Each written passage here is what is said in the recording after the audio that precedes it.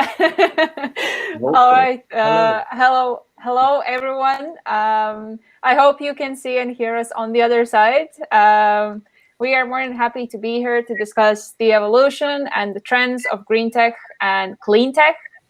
We have a very powerful and interesting group of people gathered this time. That are working on creating clean tech and mobility solutions and also enabling policies across the Nordic countries. So before we dive into the topic itself, I would like to do a quick introduction of all of the panelists. So Sabine, okay, we just lost you. So Imants, let's start with you. So a quick intro from my side. Can you hear me well? Just to check. Yes, very good. So, well, happy to be here in this panel of very professional speakers and members of the ecosystem. So really happy about that. So my name is Imants Martinsons, and I'm representing the Greentech cluster from Latvia. And basically what we do, we are a cluster organization. So we bring together companies, enterprises, educational and research institutions, and also other institutions that operate in the green and smart technology industries. So we have core verticals, mobility, manufacturing, and energy efficiency. So my cup of tea is mobility. That's my vertical. So that's my focus on, and I guess I'll be talking most time about that maybe. Cool. Sounds very interesting. Kristian, please share with the audience who are you and what is your role in this conversation. Thank you, Kristīne. Good afternoon. My name is Kristian Ødegaard. I'm the ambassador of Norway to Latvia since 2018. I've been 3 years living in Riga. I had most of my career in Norway's diplomatic service. I served in various positions in Argentina, in Germany, in the United States, and in Austria. Back home in Norway, I worked mostly in the field of economic diplomacy and research. I also have background from the leader roles in the Ministry of Trade and Industry in Norway, in Innovation Norway, which is the official or the public trade promotion agency in my country, and also many years ago in the main maritime association in Norway, Norwegian Ship Owners Association. But most of my career is in diplomacy and trade and industry, I would say. So my perspective in this conversation will more probably be more the authorities' perspective, how we look at developments in green tech, clean tech, from politics, from diplomacy. Very welcome to the conversation. This is an important aspect and point of view to move things forward. And Karl, please share also what is your background and how come you're here? Yeah, thanks a lot. I'm here because Imants asked me here, but also since I'm neck deep in this clean tech area. So I'm working currently in Cleantech for Est, which is an NGO similar to where Imants is working. But I'm also a co-founder of a clean tech accelerator for clean tech companies called Beamline Accelerator. And I'm also a co-founder of 2 clean tech startups. So I'm all around involved in these activities. And based in Tallinn, Estonia.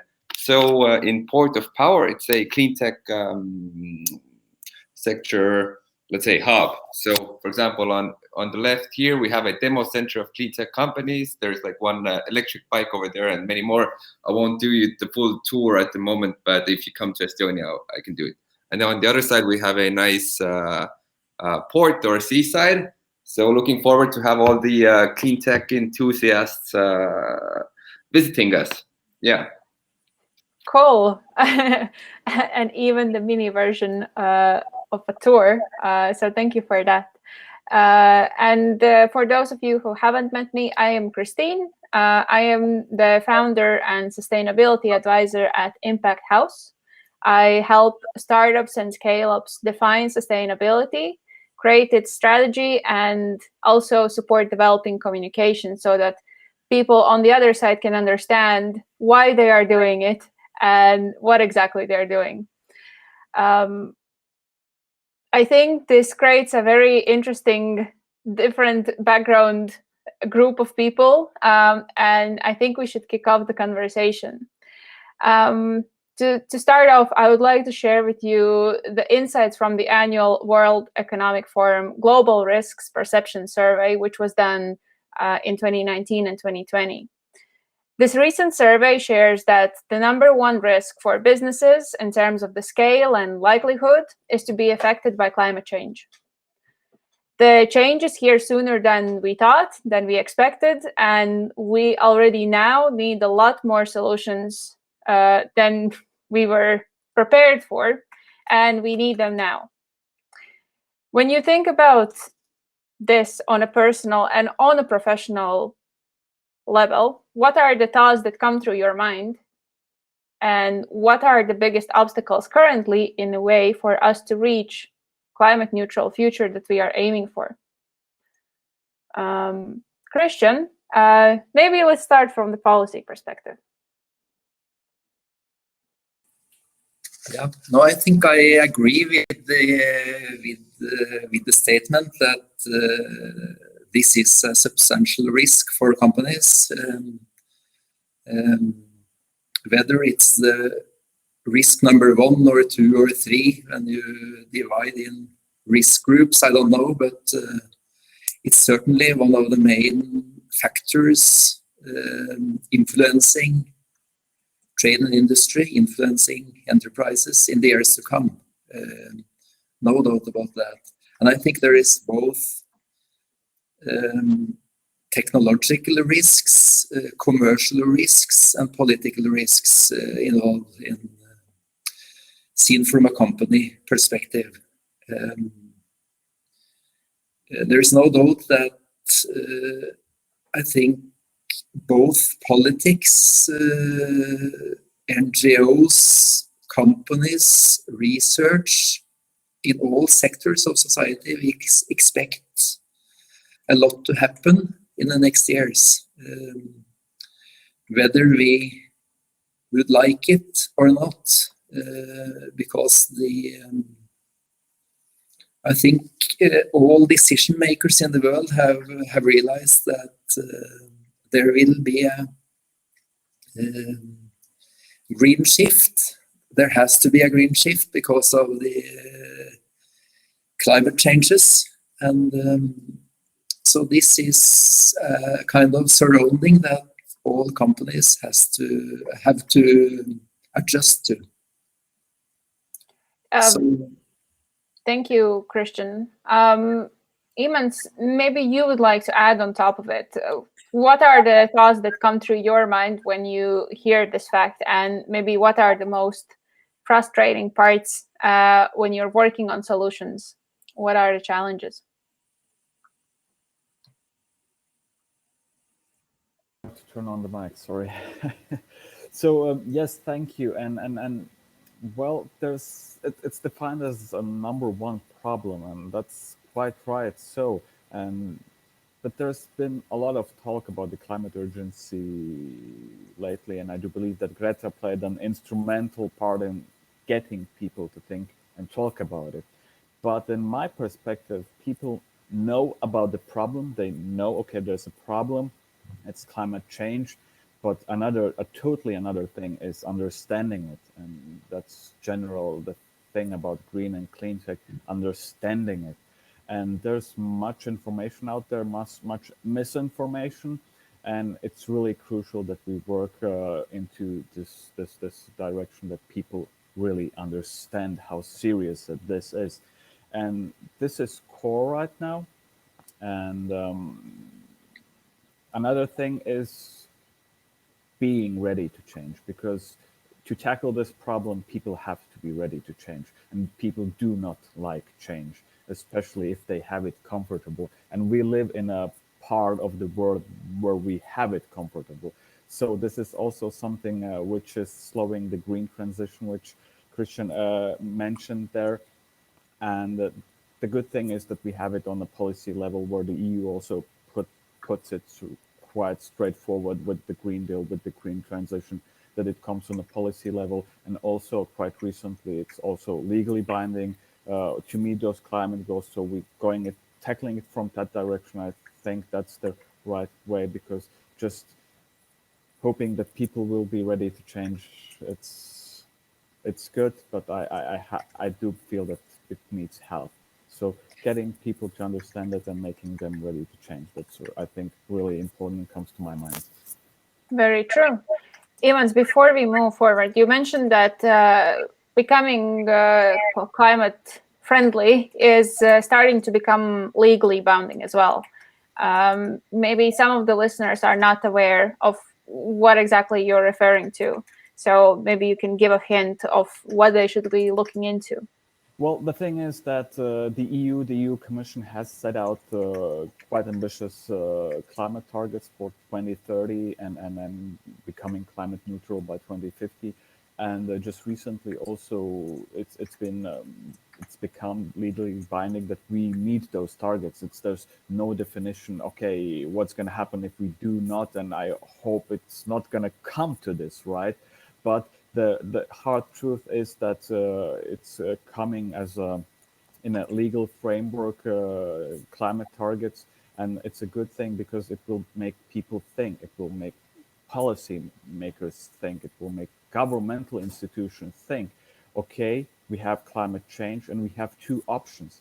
Either we invest now to meet those targets, or we do nothing, or we do not enough, and afterwards we have to pay a fine. So either way, we spend money. So rather do it in investing, getting an economic growth out of it, and getting a win-win, rather than doing nothing and just paying a fine and living with the consequences. Yeah. Thank you for adding on top of it. I think for those of the listeners who might be curious to learn more about it, you can just Google Green Deal EU taxonomy that has been recently released. That is classifying what are sustainable activities and which are not. And based on that, it will be easier to understand what European Union will continue to support and what not really. But we have a little bit derailed from the original topic. So I'm heading the virtual mic to Karl to share his observings on what is the current state of his mind and what are the biggest challenges that he sees. Well, I think it's finally it's getting mainstream. So a lot of the time and up until now, 2019, 18 even, not many people considered the climate field even as a topic to invest in or to deal with. So it's finally getting mainstream, and now those who are very hardcore green people, they are thinking like, oh my God, everybody's like greenwashing, which is another great stuff as well. What are companies actually doing? Are they saying they are green, or are they actually green? So I think one of the main things that we need to solve as well is to make everybody accountable for what they are saying as well. But it's a major improvement that actually it's getting these topics are getting mainstream, and at least in Estonia and around here, I can see that people are taking it more seriously. Now, with the major obstacles, it's always this private sector, which is doing great, at least from this side. But public sector as well, like, are the governments actually doing as well? So I can see at the moment that there is this transition phase that everybody's taken this promise that, yeah, by 2030 we will be climate neutral and climate or 50, but they actually don't have a big plan or how to do it. So, and at the same time, they are investing in both fossil fuels and in the hydrogen. So they haven't even decided yet, like, okay, yes, we're going green, but at the same time, those former investments need to be taken care of. Like, how can we make this sustainable as well? So I see as a big trend that everybody is going green, but we need to go now to the next level as well. What is green actually? And what is sustainable? Is saying that you're using solar panels for, I don't know, producing oil. Is that sustainable or not? So I think these will be interesting developments in the upcoming years.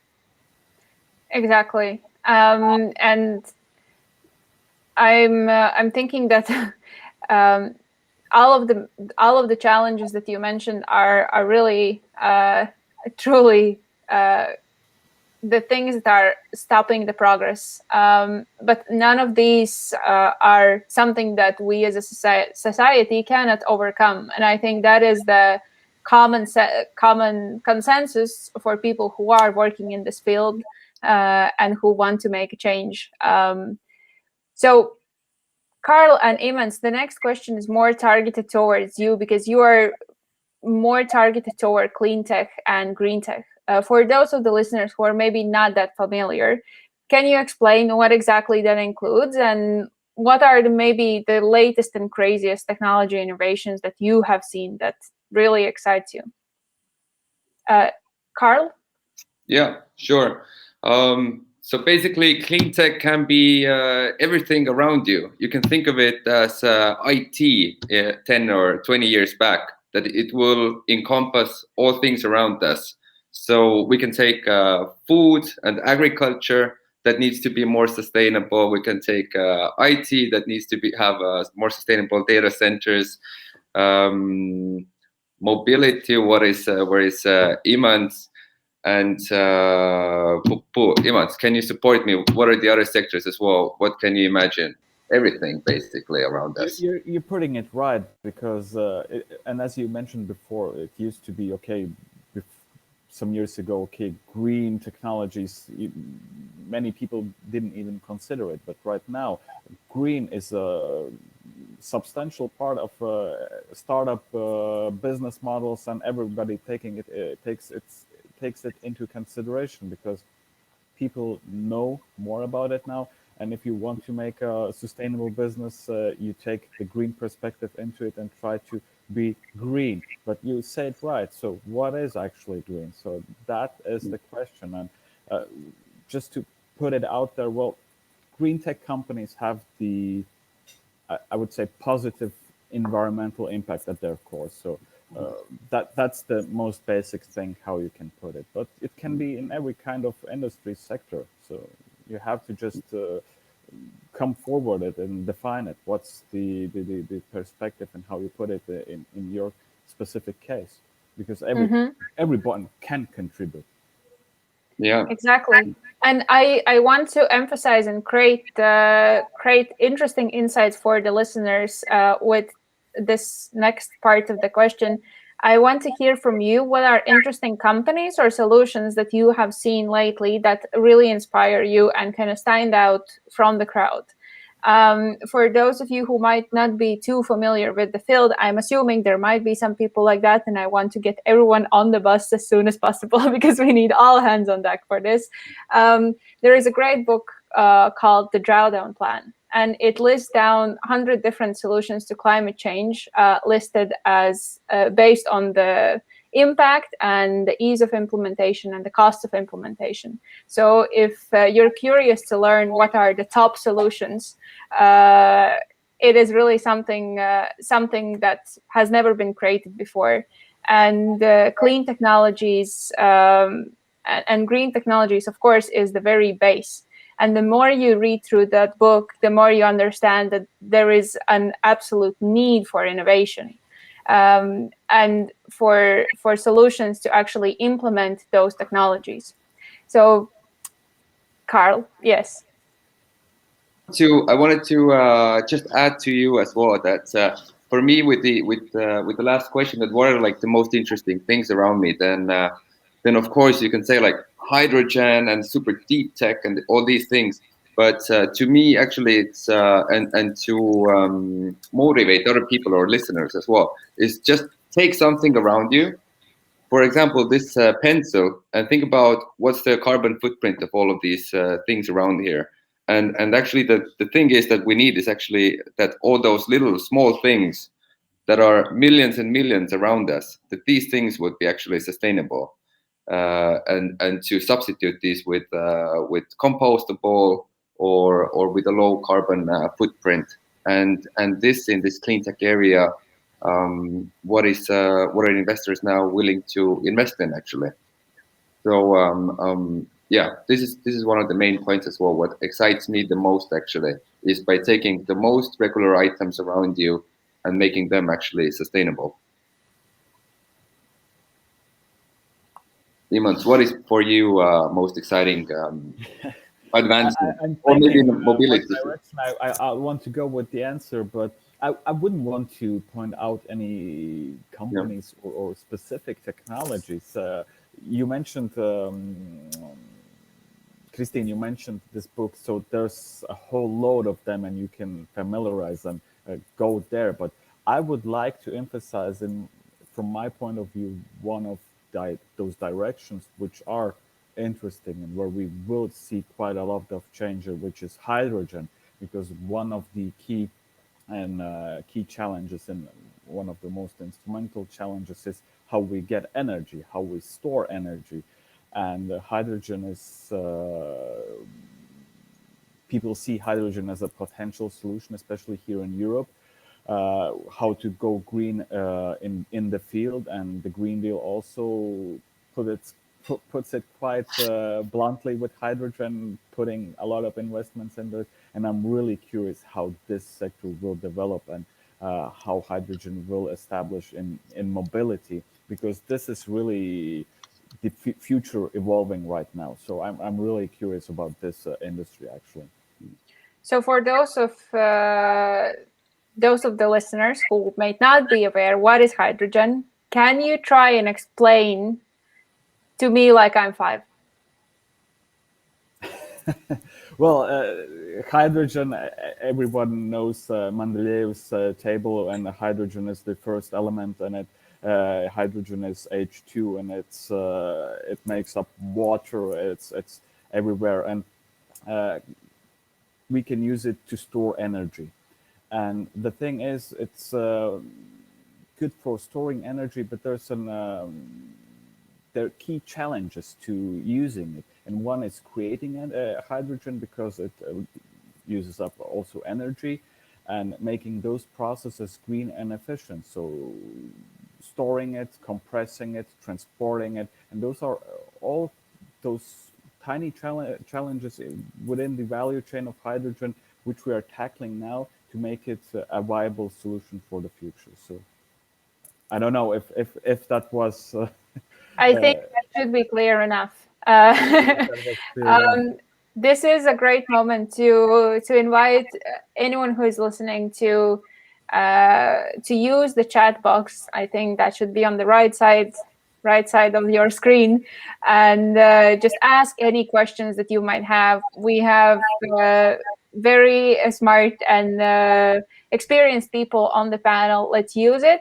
Let's use that time that we have to answer the questions that could help you to make the change happen.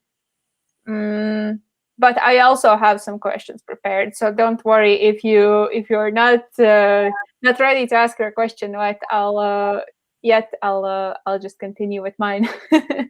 But in the meantime, I may add to what Imants and Karl mentioned. Please do.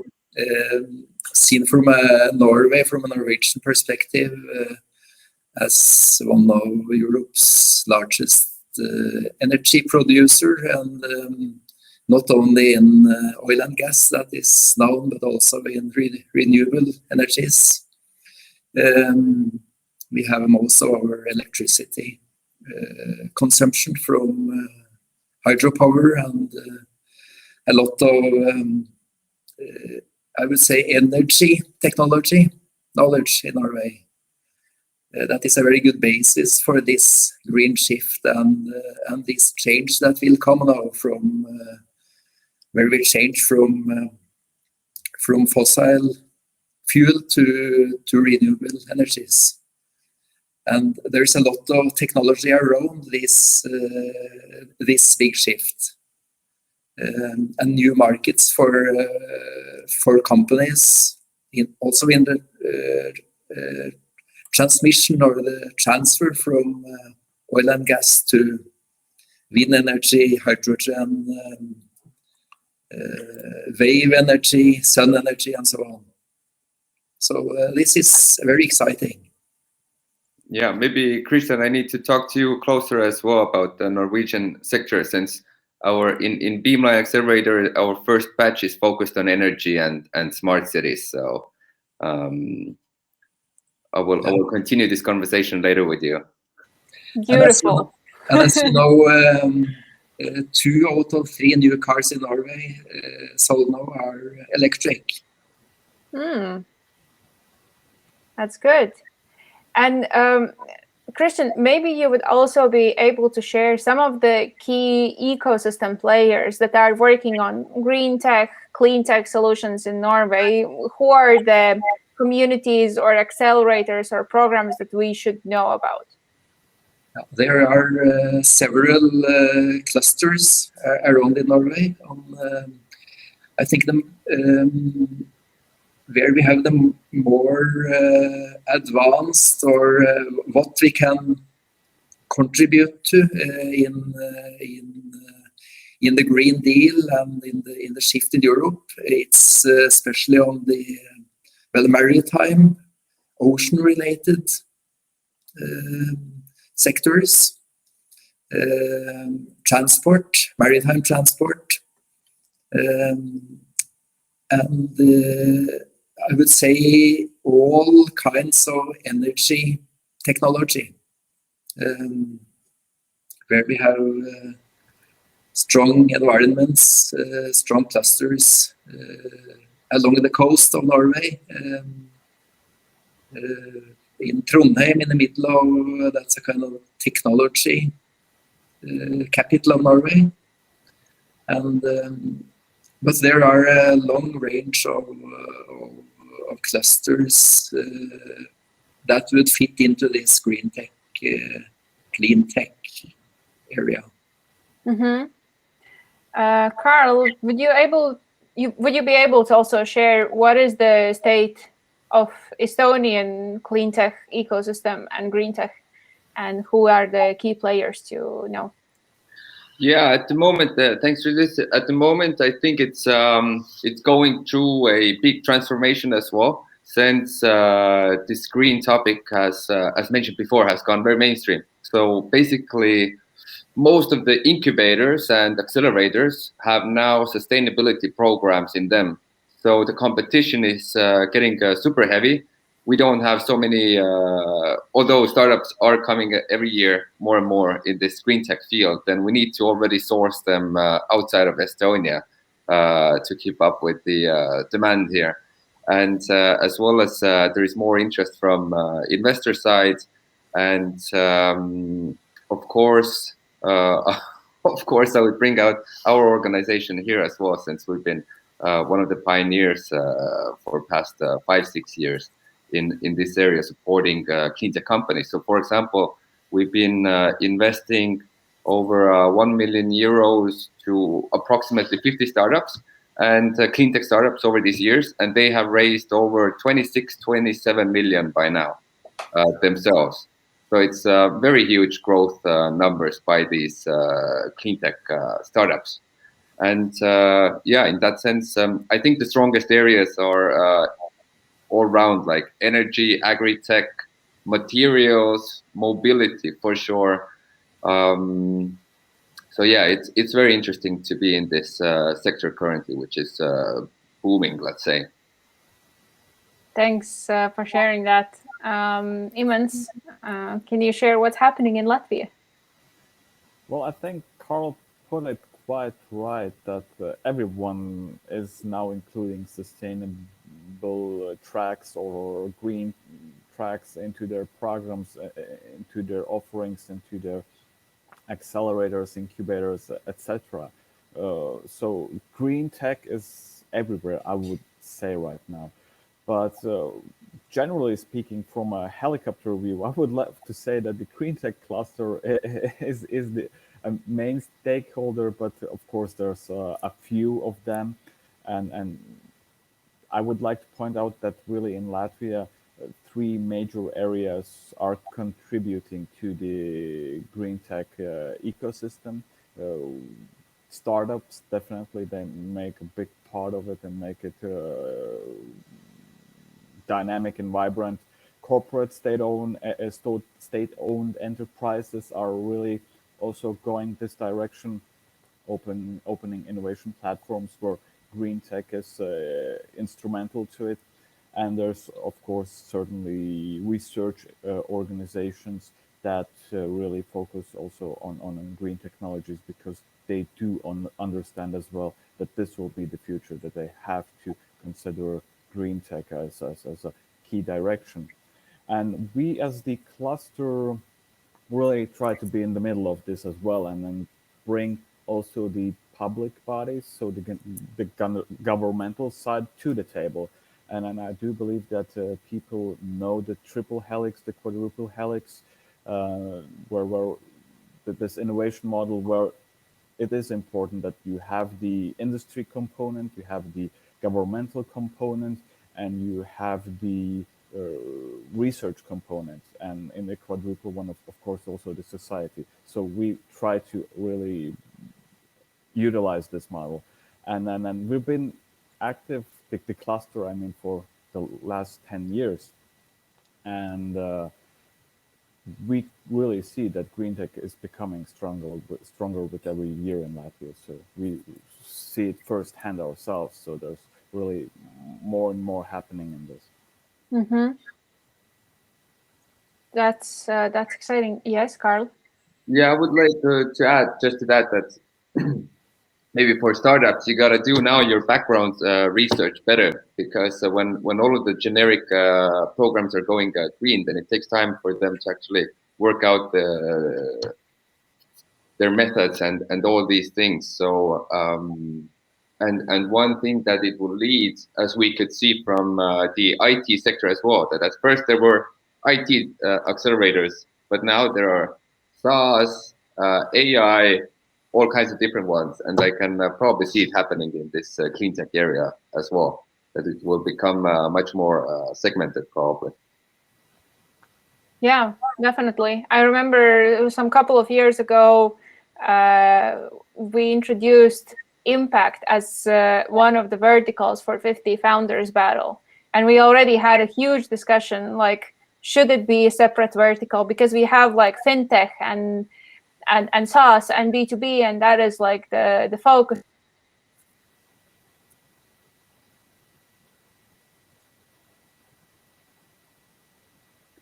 Did we lose Kristīne? It seems we lost Kristīne. Yes. Well, we have to start moderating ourselves now. I'm back. I'm back. It's just internet connection sometimes. But anyhow, I was sharing just that a couple of years ago we look at all of the startups in one batch. Now we look at green tech, biotech, food tech. Like we already are going so more niche, and that is going to happen in other industries as well. I want to also remind the viewers and the listeners to ask questions in the chat. We are here to answer them. Use that opportunity. But meanwhile, next question is for Imants, and I want to hear from you. We already talked about the very ambitious goals for 2030 and 2050. We want to become climate neutral, but how far do you think we are, and will we meet the goals? Well, the targets are ambitious, and It's difficult to say, right? But as we mentioned, as we touched upon this already, so it's become legally binding in some way, and that's a good thing.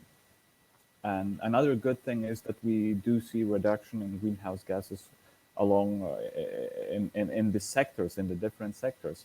But again, I'm coming back to my favorite sector, the transport sector, and this is tough spot because in transport we're increasing our emissions. So tackling transport will be challenging, and that's gonna require some serious adoption and use of many solutions, technologies that addresses those different kind of areas, because transport is really complex. Actually, people just think usually, okay, transport, we just shift the whole thing to electric. But that's not that easy, and it takes time and investments. And Norway did a fantastic job, but they didn't do it overnight, right? And they put a lot of serious coordination into it. So addressing transport to meet those targets will be challenging. I do believe that, but giving different kind of solutions and utilizing those solutions will help, definitely. But I would love to emphasize at this point again that we shouldn't see the green transition and those climate targets as challenges. We really should look at them as opportunities. And for me, it's kind of hard to understand that we even consider meeting them. We have to meet them. We will meet them. But the side how we should think about it and how the mindset should be, that this is a fantastic opportunity that we have here to rethink our economies, how we make business, how we live our lives, and have this positive return in meeting those targets. That's how we should look at this. I'm not thinking that we will not. We have and we will, and I hope that we will change the way we live in a positive way by doing this. Spirit. Kristian, do you have anything to add? Norway was mentioned. Yeah, I heard that. As to transport and the very fast growth of non-fossil transport means in Norway, I think it has to do with incentives, how strong the incentives are, and that's a kind of general rule, I think, to get development in the right direction. You have to have the right incentives. The reason why we have 2 out of 3 new cars in Norway as battery cars now, the reason is, of course, fiscal measures, taxes, subsidies, and that is for all kinds of green tech areas, I think. If you want to accelerate the development, you have to use strong fiscal measures, taxes, subsidies, and as authorities, I think we have to use that in order to reach the very ambitious goals, climate goals for 2030, 2050. Incentives are needed. I think that's the kind of lesson. And we depend on innovation and development of technology to reach these ambitious goals. I think that's a kind of general statement. Agreed 100%. And speaking of innovation and technological advancements, my next question is for Karl. You were previously mentioning that startups have to be very careful when choosing which accelerator they join. But also, when you look at the support situation in various countries, like what is what is currently on the table for innovative companies and how maybe the whole system is changing.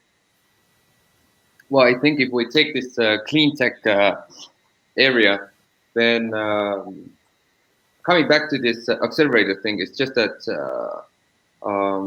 you can't be. It's difficult to be in 5 different accelerators because everybody takes their time. You have to fill in a lot of documents, what they want from you, a lot of these things. So it's like founder time. You need to just save your time on developing the product and actually filling it as well.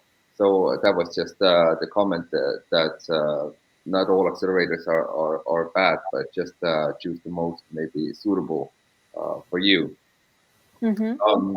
And coming back to the question, can you repeat it? I already forgot it in 2 seconds. Was it about the clean tech? Wait. I was asking, like, what is the support that companies now can get, like where to look for it, and how the situation is changing? Yeah, absolutely. So I think one of the main benefits regarding clean tech is that it's such a high goal from both governmental and EU-wide level that you have actually so much free money, so to say, because it's a goal. Even European Investment Bank wants to invest half of its funds to sustainability and all these other things as well. So I would choose that. I would say that to clean tech startups that make a very good market research, what's available on the market.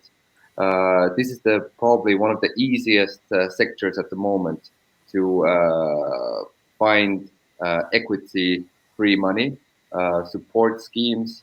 For example, in Estonia, you have both governmental organizations where you can apply for funds.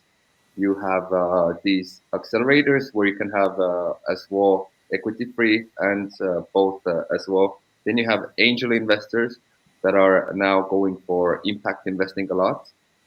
Especially, I would try to find maybe on LinkedIn these people. For example, former IT company owners in Estonia. They are, for example, these big unicorn owners. They want to give back to the ecosystem, and they also want to do good for the economy. So we can see a major movement here in Estonia from those big IT company leaders that now want to reinvest their profits into impact startups, including clean tech. And let me think, what else is there on the market? And yeah, there's also these EU level. For example, I saw another section or panel was about the EIC accelerator, for example, which was the European Innovation Council. You can get 500,000 to 2.5 million grant, basically, if you have a super cool idea, although the competition is also tougher there. But I would just say that if you're in the clean tech sector, it's one of the most wonderful sectors to work at currently, because everybody supports you. And even for people as well, if you contact people, hey, I want to do good for the world, can you help me? And tell me one expert or a mentor that can say like, nope, I can't do it. You have to do exactly. it. There are financial and non-financial support systems currently already in place if you're ready to go and do the right thing. I think it's a kind of challenge for companies because there are so many support schemes, programs on all levels, on local level, municipalities, on national level, from governments, on European level. We have the Horizon Europe program we have a lot of commission programs from the EU. We have the EA and Norway grants program, where Norway supports many programs in Latvia. We have green innovation programs, for instance, managed by LIA here in Latvia, supported by this EA and Norway grants. There are so many different schemes. So for an individual company to kind of maneuver in this on this map, it's not easy. easy, Thank but you. it's free money. So you gotta go and pick it up. Yeah. Imants, what are your thoughts on free money? Well, I always say there's no free money because if it's free, there's always a catch to it anyways, and you pay with time and filling out documents and everything. But jokes aside, yes, there's really I wouldn't say free money, but there's support available a lot, and especially to green ideas. And you have to just go and do it and apply. And I have heard of many, how to say, stakeholders from different kind of programs, especially EU level programs, that especially for Latvia, a big problem is that people actually do not apply. They could make it, they could get it, but they do not do the first step in applying. So if we go into this promoting to use those different opportunities, then just go and do it, apply, and there's really a lot of opportunities out there. EU level, the accelerator which Karl mentioned, there's climate kits, Inno Energy, etc., etc. So I would say that the situation for startups in getting support has never been better, especially if we also now look at the recovery and resilience plan, which was which has billions of funding in it in the EU countries. There's going to be more and more investments coming from this instrument as well as part of overcoming the impact that COVID had. So for starting a business, and especially as Karl mentioned, also a green tech business, the situation has never been better, I would say. So it's just Exactly. upon you on if you go and do it. Just do it, like Nike would put it. Now is the time. Thank you all for sharing. Next, I would like to ask Kristian about how do you see Norway can contribute to developing green tech and clean tech in the right direction? That's a quite wide question, but I think Norway has we have a quite good basis for contributing to Europe and this Green Deal, because we have the technology as a major energy producer and consumer. We have financial possibilities of supporting European projects, and but the main contribution, I think, is from Norwegian industry, Norwegian companies, Norwegian technology institutions. That is maybe the main contribution. What they can contribute in cooperation with startups, companies in Europe.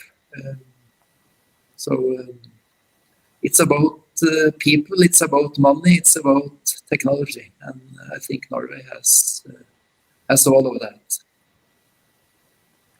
Exactly. Imants, do you have anything to add on top of it, maybe for the situation in Latvia? What do you see as Latvia as a country's role in these changing times? Well, in terms of Latvia, I would say that in this green transition, if we put it, there's different angles on how to look at it, and we have to really use it from a government point of view. The governmental side, the focus should be in transforming the national industry in order that in the future we are not inert country where we just consume technology, buy technology, but that we have innovation in Latvia and that We have innovation in Greentech, Cleantech, which is going to be the future. So this is one point. Industry has to get more competitive. Digitization being the keyword. So that's another. And then creating new business model products around green technologies. There's so much opportunity. So the industry has to look in using this paradigm. And research. In Latvia, we have to really, the university institutes and research institutes have to go creating that they're good at creating, but they have to really more focus on commercializing their technologies and come forth with breakthrough technologies, and that's another, I would say, yeah, and the society, they have to be open to change, because it's not going to happen overnight with green transition. We have to be open for it and accept some minor inconveniences along the road, I would say. Thank you for sharing. Karl, any thoughts on where Estonia's plays the role in the green tech innovation in the future? Yeah, I hope it will be. There has been for years this talk that maybe Estonia should brand itself as a totally organic place, since we have only forests and marshes and so few people around this nature. But now the government has changed also. I really expect a little bit stronger move by the public as well, since private sector is moving quite fast. And what I would like is more of these bold decisions as well. Although there are many things to discuss through there, but for example, between Estonia and Latvia in the sea, they are planning now a wind park that would cover 50% of both countries' needs for energy. So and Latvia is already using 70% renewable energy, so will be more than covered. Exactly. So that would be that we would be as well as Norway is at the moment, that they would be exporters of these renewable energies, because I know that even during peak times in Norway, this hydro energy comes to Baltics as well through these connected lines. And so I believe that both of these Baltics and Europe as a whole, I mean, it's not about all these small countries acting alone, but this is a huge challenge, and we need to pool our resources together for larger activities. So and that's why, for example, I'm here with Imants as well, that we just connected, and we are already planning together some activities between Estonia and Latvia. That how can we do these things together, not like what's Estonia and what's Latvia and what's Norway alone. Exactly. I think that, yes, Kristian, please go on. There's one thing I would like to mention in addition to, we have talked about all kinds of different energy forms, hydrogen, different renewable energies, wind and so on. But there's one big project in Norway now on carbon storage, and it's called the Longship Project. Billions will be invested into a project that where we will collect CO2 and transport it back to the North Sea, collecting from different parts of Europe, bring it to Norway and pushing it back to the North Sea. It's a quite ambitious. I think that's also part of what we talk about: Greentech, Cleantech, at least the broad definition. So I would like to mention it as in addition to the energy issues. Thank you, Kristian. I think this has been a very, very inspiring conversation. We have traveled across all the Nordics and including the Baltics. We have discussed many of the newest, latest technologies and innovations and advancements, also the opportunities that startups and innovators now have. We are pretty much out of the time. That's why I am kindly thanking you all for contributing, and to any of the listeners, suggest that connect with us, talk to us, talk with other industry insiders, because this is a very positive and open-minded space where people want to help each other, because we have this one great vision to live in a better future. So thank you for listening. Thank you for sharing your insights, and let's stay in touch. Ciao. Thanks a lot, Thank everybody. you. Ciao.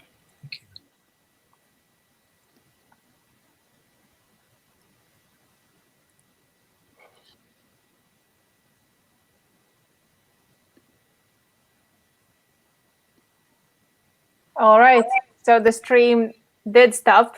If you don't mind, I would like to make a screenshot of all of us. So please put up your smiles. 3, 2, 1. Did it. Thanks. I'll tag you on LinkedIn to spread the word about this conversation. And any other afterthoughts or anything you wanted to share? No, thank you for moderating, Kristīne. It was nice to meet all of you, and I hope to see you also in person at some point. Yes, that's a good Agreed. statement. I hope it's gonna be again in person, just to have this extra dynamic in the future again. Yeah, Exactly. I will get vaccinated tomorrow, so hopefully I will see some Latvian change makers as well during summer. Very Nice. good. Yeah. All right. Ciao. Okay. Bye, everybody. Ciao. Bye.